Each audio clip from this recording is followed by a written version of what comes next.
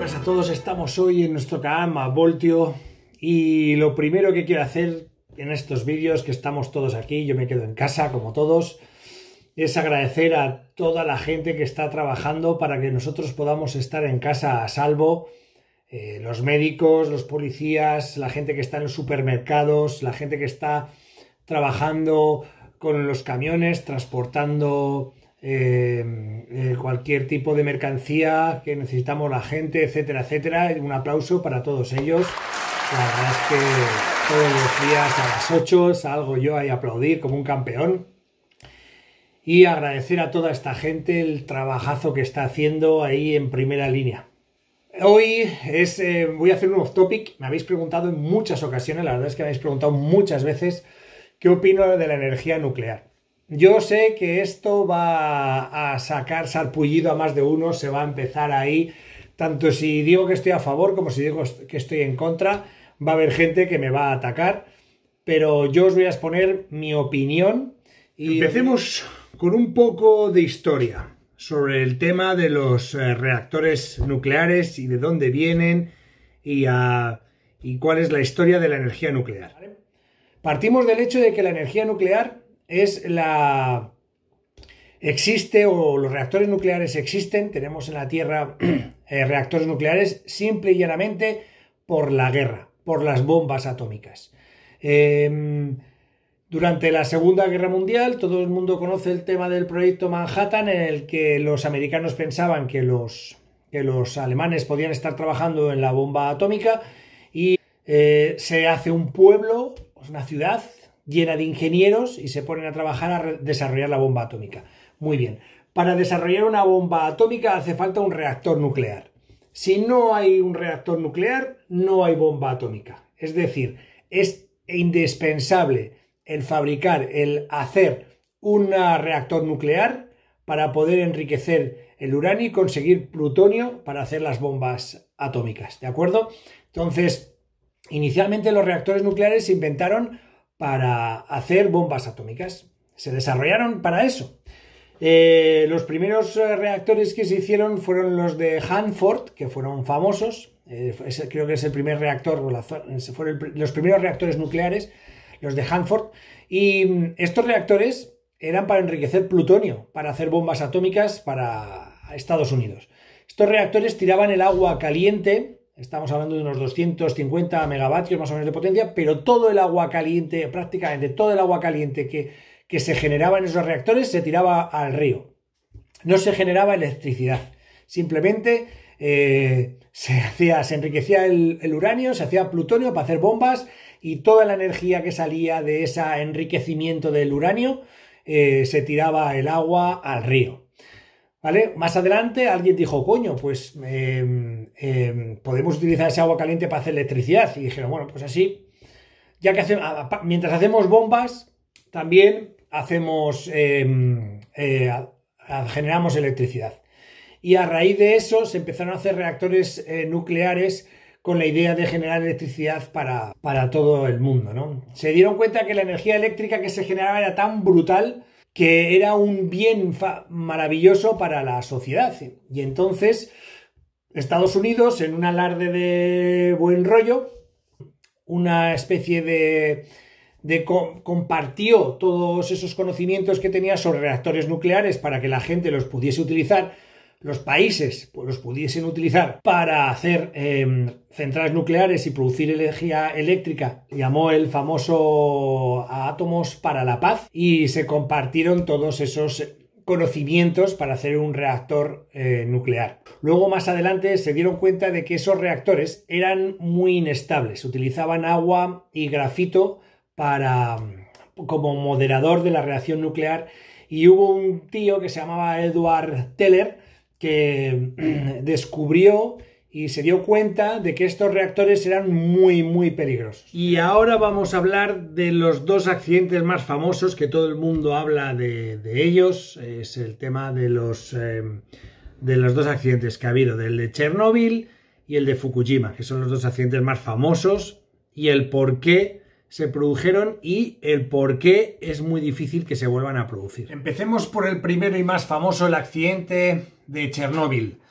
Como ya os he contado un poco antes sobre el tema de un poco historia del tema de los reactores nucleares, los reactores RMBK son los reactores rusos, y estos reactores rusos, que fueron los primeros reactores que os he contado al principio, los famosos reactores que se utilizaron en los reactores de Hanford, eran unos reactores muy inestables y eran unos reactores muy peligrosos que ya descubrió Edward Teller, descubrió que eran muy peligrosos, y se desarmaron y se desmantelaron en todo Occidente. Los únicos países, el único país que mantuvo este tipo de reactores tan inestables y tan peligrosos fue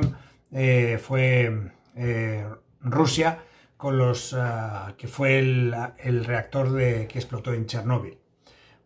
Por eso os digo que es muy difícil que se vuelva a repetir lo de Chernóbil, porque es un tipo de reactor que es muy peligroso y que no se utiliza en ninguna parte de Occidente, solo en Rusia, y Rusia los modificaron para que fuesen un poquito más seguros, y yo no sé si en algún futuro cercano los desarmarán y los desmantelarán para evitar futuros accidentes, puesto que ese diseño de reactores es una porquería. Ese es el accidente más famoso, el de Chernóbil. El segundo accidente famoso, el de Fukushima, consecuencia de una serie de eventos catastróficos brutales, ¿vale? Hubo un terremoto de los terremotos más fuertes que ha tenido la zona de Japón, y ese terremoto no afectó a la central nuclear para nada, se paró, no hubo ninguna grieta, ninguna fisura, ni nada se rompió. La central nuclear aguantó perfectamente el terremoto. Ese terremoto vino acompañado de un tsunami brutal, y con la mala suerte de que ese tsunami se llevó por delante los grupos electrógenos que generan electricidad de emergencia para la central nuclear, para refrigerar el reactor. Tenéis que pensar que en ese momento la central nuclear se quedó sin energía eléctrica, puesto que las líneas de alta tensión fueron todas destruidas por el tsunami y el terremoto, y solo quedaba la única refrigeración para la central nuclear, eran los grupos electrógenos diésel.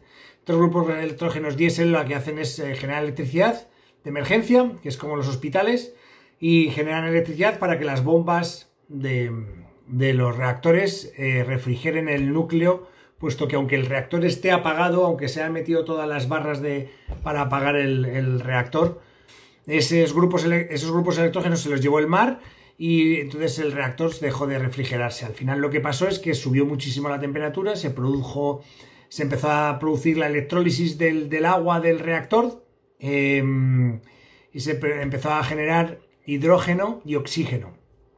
Este hidrógeno y oxígeno empezó a acumularse en el reactor, en el edificio del reactor, hasta que llegó un momento que con cualquier chispa hizo que todo este hidrógeno explotase, y fue la explosión. La explosión fue una explosión de hidrógeno, pero de quemar hidrógeno, no una bomba atómica de hidrógeno, sino de quemar hidrógeno. Y esto fue lo que propició el accidente de Fukushima. Aparte, ese mismo reactor, el que había allí en Fukushima, es el mismo reactor que había en Garoña, que creo que ya está cerrado.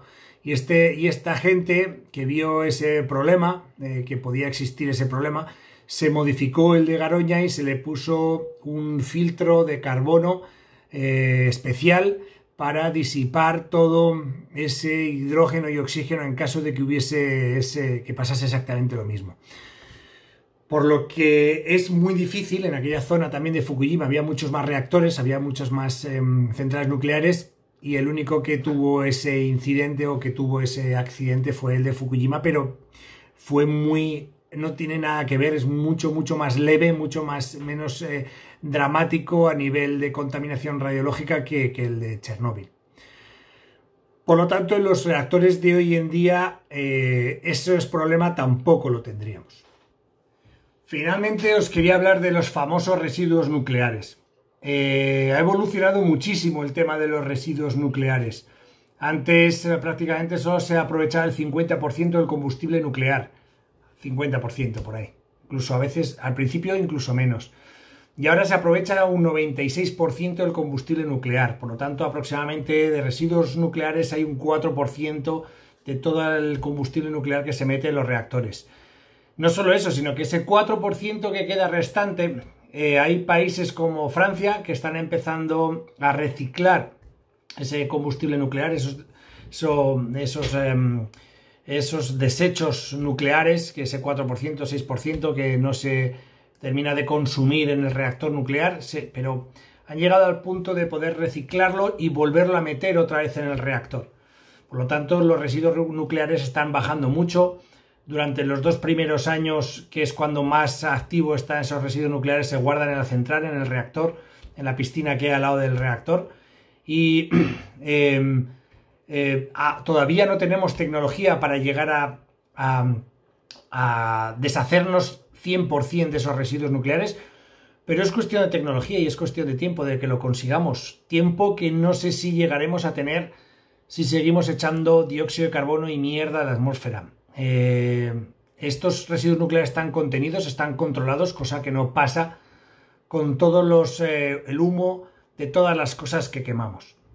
En fin, bueno, espero que os he contado un poquito el tema de los reactores nucleares, un poquito de la historia, un poquito de los 2 famosos accidentes que ha habido y un poco también sobre el tema de los residuos nucleares. Mi idea es que veáis la energía nuclear como una energía que es maravillosa, es el siguiente paso, es el paso de dejar de quemar cosas, y que yo creo que en un futuro creo que deberíamos de ir por el tema deberíamos de ir por la vía de la energía nuclear. A mí me parece que hay que perfeccionarla, hay que mejorarla hasta que sea una energía 100% limpia y conseguir así una energía brutal, porque al final es un pequeño sol en la Tierra.